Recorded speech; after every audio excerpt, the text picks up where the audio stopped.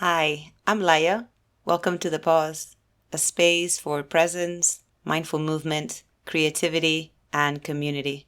A moment to slow down, reconnect, and return to yourself. Before we begin, let's take a breath together. Inhale deeply through the nose. Exhale completely through your nose or your mouth. Welcome to The Pause. Hello, and welcome to The Pause.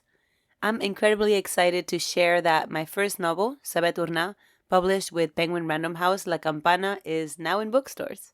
It's been over 3 years since the first sparks of inspiration that ended up becoming this book came to me, and I'm super proud of my work and dedication, and also of the amazing job done by the entire editorial team. After months of writing, rewriting, editing, and proofreading, the stories of Jana and Paul are now in the hands of readers. Presentation at Ona Llibres. This past Thursday, October 9th, was not only the publication day of the novel, but also the first presentation at one of my favorite bookshops in Barcelona, Ona Llibres. I must say that at first I was a little nervous, but the event couldn't have gone any better. Accompanied by the super queen that is Edna Sey, we spent a rainy afternoon at La Bucaria talking about the process of writing the novel, chatting a bit about the characters, the plot, and the themes shared in it, and without spoilers. We finished with a round of very interesting questions that helped me reflect a lot on my own process and on why I decided to write Saber. Afterwards, while I signed books and chatted with all the lovely people who came to share the evening with us, we enjoyed some snacks and lots of laughter.